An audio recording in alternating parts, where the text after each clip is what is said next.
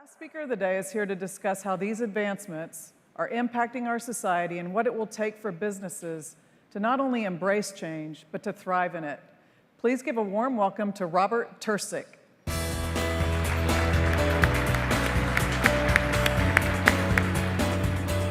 Thank you, Nancy.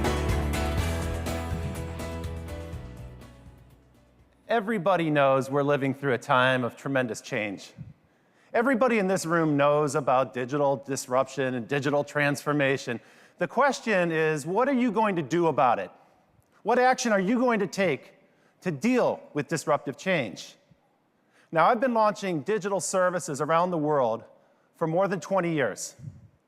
And I'm here today to tell you that you need to be launching a digital service. And if you have already got a digital service up and running, it's time for you to refocus and reorient and reimagine it. Because what's happening now is software is starting to redefine the way our entire society works. Not just the economy, our entire society. And what's remarkable about this change, this transformation, is it's totally invisible. We hear about the changes. We talk about them. We read about them in the paper. People talk about it on television and the radio.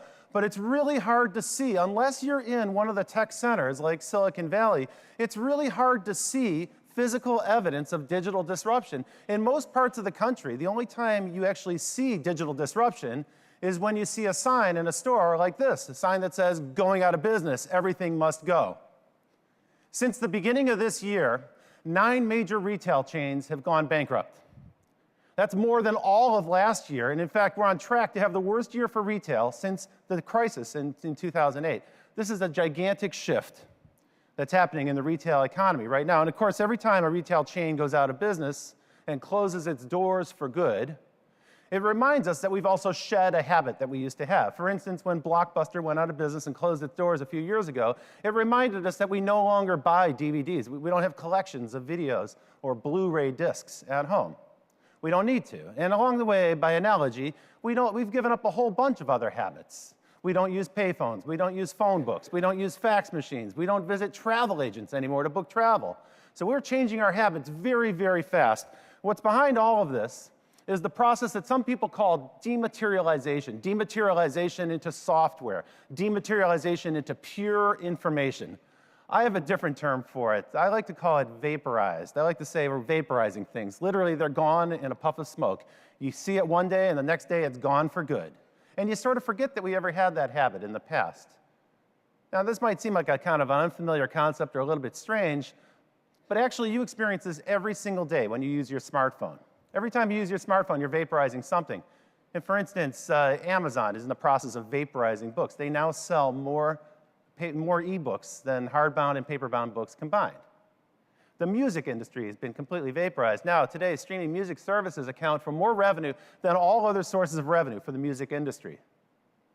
Something similar happened to maps. Remember maps? Remember when you went on a trip 10 years ago? You had to buy a map, right? You'd spend $15 for a very beautifully printed piece of paper. Nice racket if you can do it, but that business is over for good. Rand McNally, Falk Publishing, these companies, who's heard of them recently? Because now your smartphone has a much better, smarter map built into it, and it's free. The game industry has been totally transformed. About 15 years ago, I brought some of the very first mobile games to the United States. And at the time, it was a very unconventional idea that you would somehow magically, over the air, deliver a game to a phone. And consumers didn't understand how that worked. They're like, wait, I touch a button here and a game shows up. How did that happen? What happened?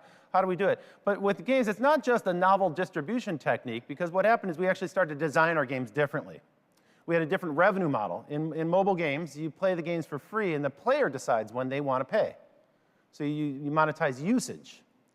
And of course, that's changed the way we design the games, because we're designing games that are much more attractive to get people to pay. And so a new distribution model has actually changed the way we do business in the game industry, and it's also changed the way, therefore, we design the game. So that's a radical shift in the game industry. Today, mobile games is the #1 source of revenue in the game business, and it's on track to being about 50% of all game revenue by the end of this decade. And something very similar is now happening to the television industry, the $500 billion TV business. My colleagues in the TV industry hate it when I talk about this, but it's really happening. We're vaporizing the TV industry. In the old days, if you wanted to be in the TV industry, you had to put a satellite up in space, or you had to buy a broadcast station with a big tower. Today, you can set up a server and you can launch a streaming video service in a matter of days. Now, more than half of US households subscribe to some form of OTT, video on demand service, over the internet. And it's not just a US phenomenon. This is happening around the world. Thousands of VOD services are being set up around the world to deliver video to people. So we're actually vaporizing the TV industry. So when I talk about vaporized, what I mean is we're actually replacing physical stuff, familiar physical objects. We're replacing them with pure software. And it's not limited to media or maps or music. We're actually replacing hardware as well. In the last decade, your smartphone has absorbed the functionality of about 24 consumer electronics devices. And the companies that manufactured those electronics, GPS units, MP3 players, DVD players, and so on, the companies that manufactured that, they've experienced double-digit decreases in the sales of those products in the last 10 years. So there's real consequences to this process of vaporization. Now, my belief is that this trend is the biggest trend in the whole economy, and it's going to pervade and permeate every single industry. I believe that everything that can be vaporized will be. Everything that can be replaced with software will be. Whether you choose to do it or not, it's going to happen in your own industry. Now, I didn't say everything's going to be vaporized. Of course, we still need shoes and clothes and food and houses and so forth, but the way we get those things is changing. Let me show you what I mean. I believe that retail is in the process of being vaporized, the retail industry. A big shift is underway right now. You've probably experienced some of this yourself. You've noticed, perhaps, when you go to a store, those old displays they used to have on the wall and the screens have now become all interactive, and gradually those interactive digital displays are being replaced by robots that can help you in the language of your choice. This is the Pepper robot from SoftBank that's being deployed into US retailers right now. We've also started to vaporize the cash register. If you probably have noticed, when you go to a company like a big box store, take for instance Home Depot, you'll notice that there's fewer cash registers. Now there's just a whole line of these self-checkout registers. So we sort of vaporized the cash register in a way. And Amazon, once again, is at the very forefront because they're putting all kinds of interesting pressure to reinvent the retail industry. In their new experimental stores, Amazon Go, they did some research and they noticed something important. Consumers don't like going to stores, and the number one reason they don't like to go to the store is they don't like waiting in line. They don't like to wait behind other people who are checking out. So Amazon said, let's get rid of the checkout process altogether. And now at the Amazon Go store, you simply walk into the store, it recognizes you, and then you just walk out. You literally just walk out. It charges you automatically. In fact, that's how they're marketing it. Just walk out. So they're putting even more pressure on other retailers to reinvent themselves. But once you vaporize the cash register, you're no longer bound to a physical store. And so services like Square turn every smartphone into effectively a merchant. Anybody with a smartphone can be a merchant any place on earth. So you can do this at a flea market, or a person who's driving you around can use Square to charge you for it. So it puts the cash register right inside of the phone. But the best example of this, the best example of retail transformation, in my view, is this example. It comes from South Korea. What you're looking at is not a store. It's not a retail shop. This is a subway station in Seoul, Korea. And that gentleman in the middle of the photo, he's getting onto the subway. Now, you'll notice there's glass panels to protect people from falling into the track. And a retailer in South Korea named Home Plus decided to put life-size photographs of their products on the screens, on those walls, on those glass walls. And that young man in the foreground, you can see he's shopping with his phone while he's waiting for the train. He's taking a picture, he'll make his transaction on the train, and then when he arrives at his destination, there'll be someone to greet him with the bags. No store. He's saving time while he's waiting for the train. This was so successful in Korea that Tesco, the company that owns Home Plus, tried this also in the UK. What you're looking at here is not a retail shop in London. This is the Waterloo train station in central London. They wrapped the columns with life-size photographs of products, and you can see that woman, she's actually scanning a product barcode, and when she arrives at her destination, just like in Korea, when she arrives at her destination on that train line, there'll be someone there to greet her with her shopping. So we're vaporizing the shop. Now, you might be wondering at this point, where is it going to stop? Is he just going to give us examples all day long? There's a lot of examples I can share with you. The fact is, folks, it's not going to stop. This process is going to continue until every corner of the economy has been touched by it. 2 years ago, Phil Schiller from Apple announced that Apple had 1.3 million apps in the App Store. 1.3 million is a big number.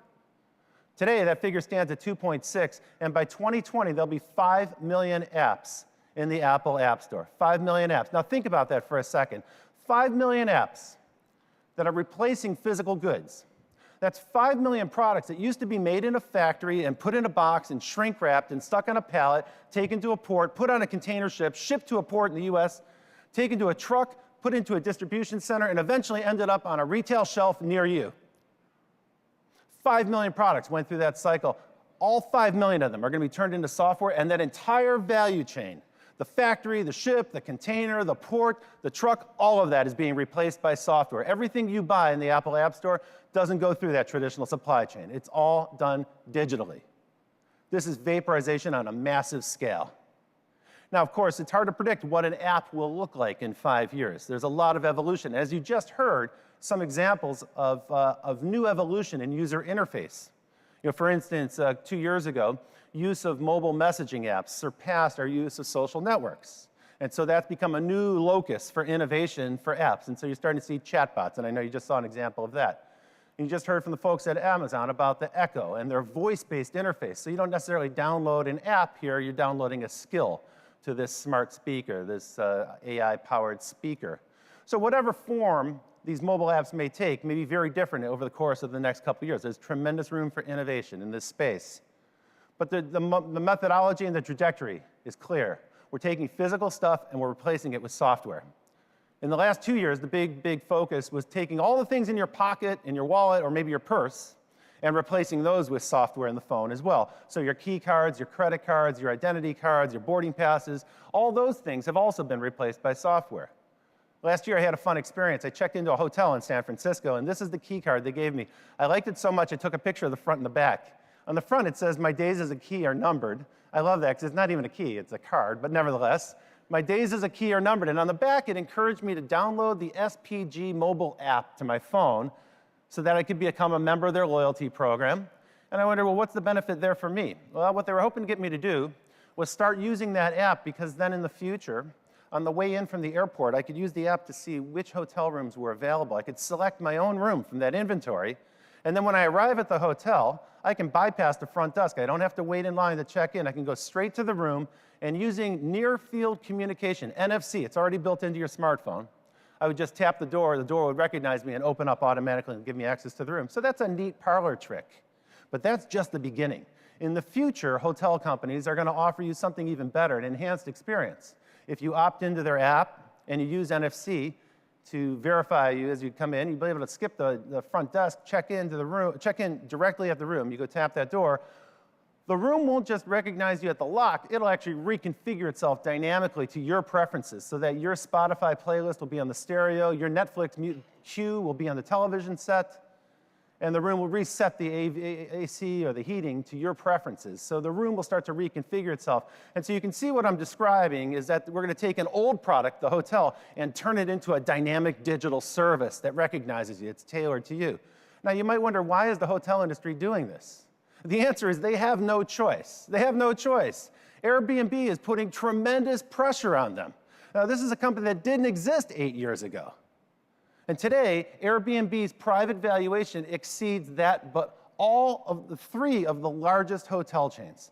Airbnb is more valuable than most hotel chains, and yet they don't own any hotels. They don't own any real estate. They don't have any hospitality staff on the payroll. What Airbnb has is a database of 1 million properties in 30,000 cities around the world.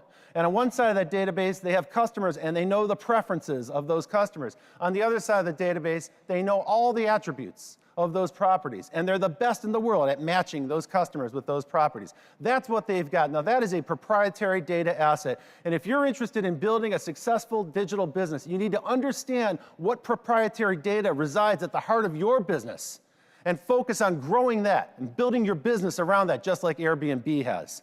The message I have for you today is that as products grow information rich, as goods become information rich, they shed the characteristics of physical products and they take on the dynamics of a digital service.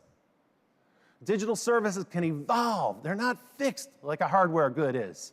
They can evolve and change. They can respond to people. And that's how your business has to be reconceived of in the future. Now, if we say, well, gee, what's the most important product of the 20th century? If I asked the room, what do you think the most important product of the last 100 years is? I bet you would agree with me that it's the automobile. You know, Henry Ford's innovation of the assembly line didn't just change the way we make cars and make them much more affordable than hand-built autos were. It actually changed the way we make everything. The assembly line transformed production. It gave us the mass consumer economy that we have today. But that's not the only innovation that the car gave us. That's not the only one. The car also changed the shape of our cities. Before the automobile, you could walk across any major town in a day. Cities just weren't that big. The fastest thing in the city was a horse and buggy. With the advent of the automobile, we began to radically revise the size and shape and configuration of cities. This isn't limited to the United States, where our cities have now grown to be 60 miles in diameter. This phenomenon is happening around the world. And that's not all. The car gave us more. The car put us on the oil economy, this global oil economy that we have today. 50% of it involves products for cars and trucks. And that's not all. There's even more. The car changed the way we eat. I'm not kidding you, it's dead serious. Look at this, check this out. Fast food was not a phenomenon before there was a car. There was no need for fast food. There was never a time in the past where people were grilling hamburgers with the expectation that a horse and buggy would pull up and someone would need a burger that instant. Never happened in the past. So cars have actually changed the way we eat. Now, the interesting thing about the automobile is that for generations now, for at least 4 generations, we've been conditioned to believe, particularly in the United States, we've been growing up with the belief that when you're an adult, you buy a car because a car equates to freedom, liberty, the ability to make your own decisions, the ability to govern your own life and go for it. Sure, that was what we were conditioned to believe, but for a rising generation, particularly young people who live in cities, that's no longer true. They look at the car as a burden, it's a hassle, it's a headache to manage a car. You got to pay to park the thing, you got to pay to maintain it, you got to pay for insurance and so forth. That's a hassle. People don't want to do it anymore. But until recently, there was no alternative to car ownership. Particularly in the West Coast in the United States, we don't really have such great public transportation. So if you didn't have a car, you were kind of out of luck. But once again, digital services are reinventing it. We're now using software as a substitute for ownership. Kind of crazy idea, but again, remember, there's a great example you're all familiar with, Uber. Cars on demand, transportation on demand, cars as a service. It was a crazy idea 8 years ago, but now it's actually quite common. Uber, when they started, they didn't go after the car industry. Their vision wasn't to go displace Ford Motors or some car company. They went after a much easier target. They went after the business with the worst consumer experience on the planet, the taxis. Have you ever tried to hail a taxi in New York at 4 o'clock? You're trying to get to the airport, you're trying to get a cab. That's when they all go off duty. It's a terrible system. It really is. It's ripe for reinvention. If you want to talk about the worst consumer experience in the world, imagine this. Imagine a product where they say, in order to experience our fine product, you have to stand in the pouring rain or the freezing snow or the sweltering heat and wave your hand in the air in the vain hope that you can attract the attention of a driver and maybe he'll pull over and let you get in the car. So that was the sweet spot for Uber when they launched. They went for the worst customer experience in the world, and they improved it tremendously. Today, if you need a ride, you pull out your phone, you touch an icon, and a few minutes later, a car comes, and it's just for you. That car is waiting for you. And if you use Uber in another country, you can really see the magic of it. You don't have to speak the language, you don't have to give directions, you don't have to try to fumble out an address and explain it to someone, you don't have to mess around with a foreign currency. You get in the car, the driver takes you there, you jump out. It's a great service. Now, of course, there's a lot of companies that said, that's a good business idea, I want to do the same thing. Uber faces stiff competition around the world. Ola in India, Didi Caojing in China, Lyft here in the United States, and dozens of companies like BlaBlaCar in Europe. So there's competition all over the world. But what's pretty interesting about Uber is it wasn't until very recently that the car industry paid attention. The auto industry said, well, that's not us, that's the taxi and limousine business that's being disrupted over there. And they didn't really pay attention until about 15 months ago when Uber raised money at a private valuation of $62 billion.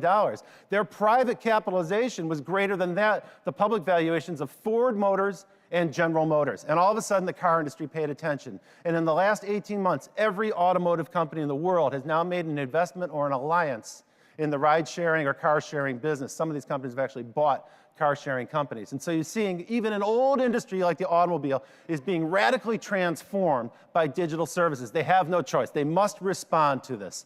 Now, what's very interesting, even though these companies are all quite strategically interested in car-sharing, the fact remains that nobody seems to like Uber. Everybody kind of hates Uber. Have you noticed?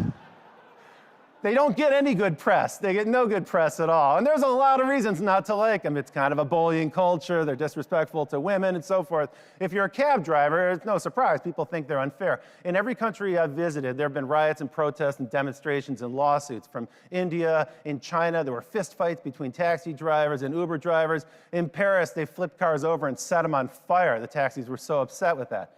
So there's a lot of reasons for people to resist Uber.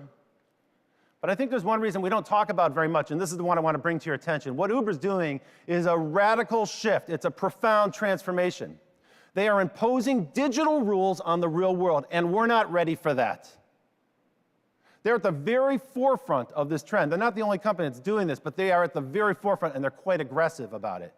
If you're perplexed by what I mean, take, for instance, this idea. Uber says, we don't need to be subject to taxi regulations like those old taxi drivers. We have a much more efficient way to regulate.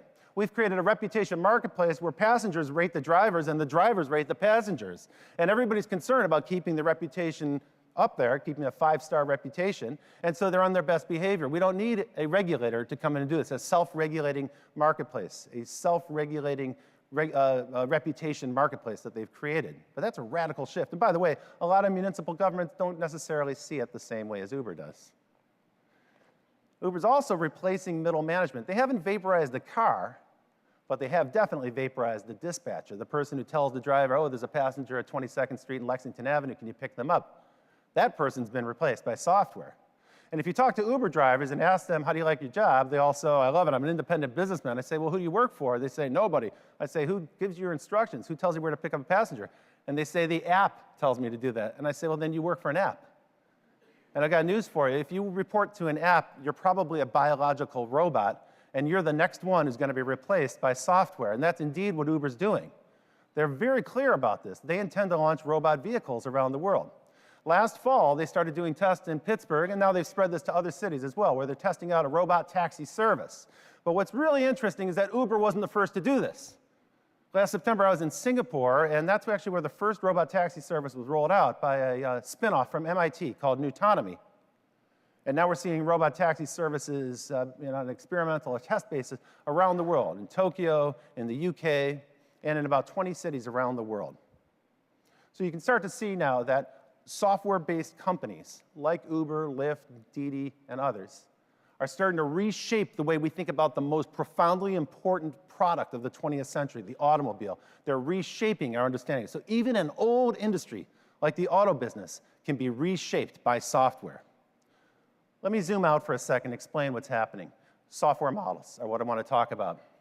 You see, you can model anything in software. You can model a job function. You can model a business process. Some people say you can model an entire company in software. But until fairly recently, those software models were confined to computers. They lived on a computer, or maybe they lived on the network, on the internet.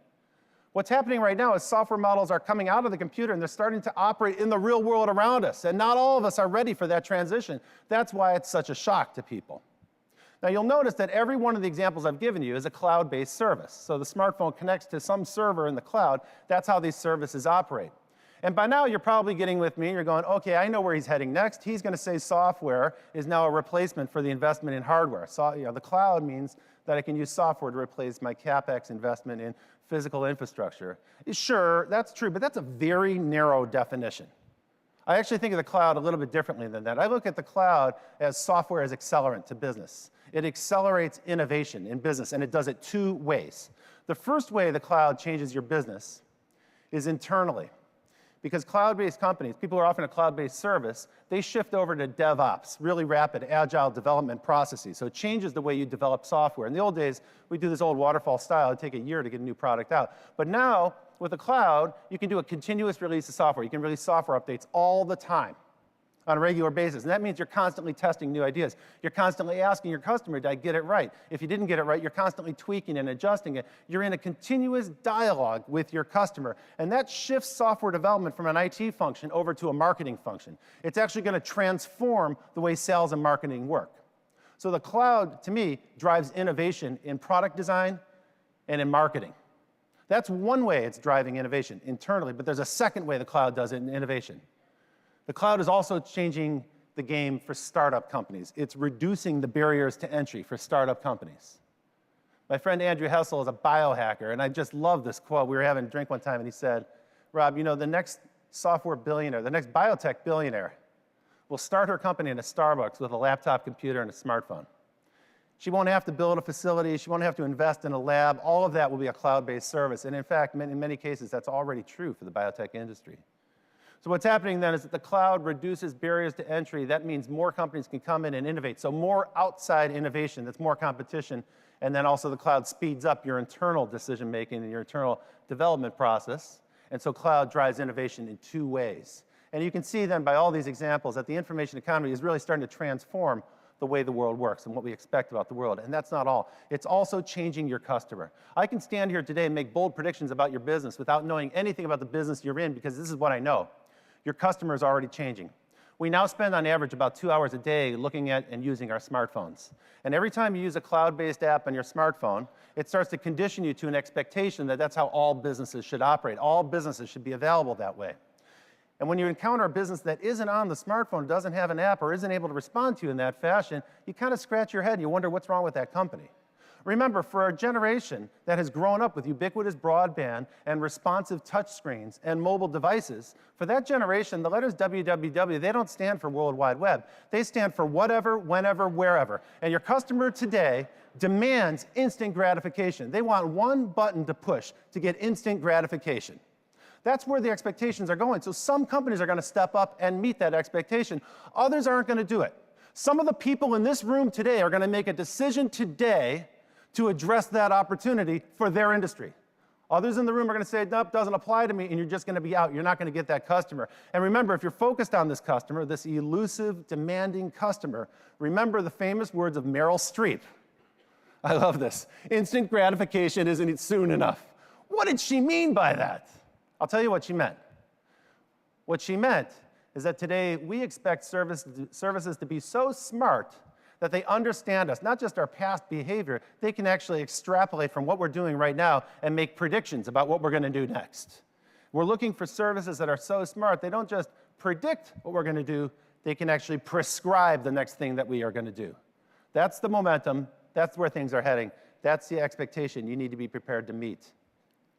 Now, I work with companies all over the world, and I tell them, look, there are more than 3 billion people using the internet. Make room for them in your business. If you create a digital service, you can invite them to participate in your business. There's an unlimited numbers of ways to do that.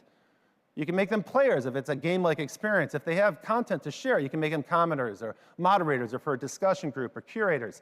People who share it on social media can become influencers. They can even contribute to your business. With crowdfunding now, you can actually invite them to invest in a business. They can actually invest in your company, or they can back a product. And then, of course, they become strong evangelists for the success of that product because they have a direct investment in it. And we've seen some smart companies take advantage of social media in this way to give their customers a real stake in the game. A simple example, 2 years ago, Ben & Jerry's did this contest with different cities in the United States. They pitted one city against another. It was a competition for people to choose their favorite flavor of ice cream. That was a good idea. It was very successful, but in a way, that was just a couple years ago. It already looks out of date because there's an even better example that just came out last month. In the beginning of April on Reddit, some of the baristas that work at Starbucks started posting photos of this mysterious pink powder that was showing up, and they're like, what is this pink powder? They didn't know, but a little bit of buzz started on Reddit.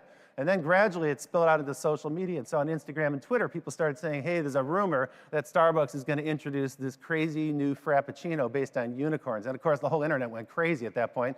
In the middle of April, they introduced the Unicorn Frappuccino. Unicorn Frappuccino, a whopping 475 calories, a quarter of your daily calories, and it doesn't contain anything like, food or nutrition.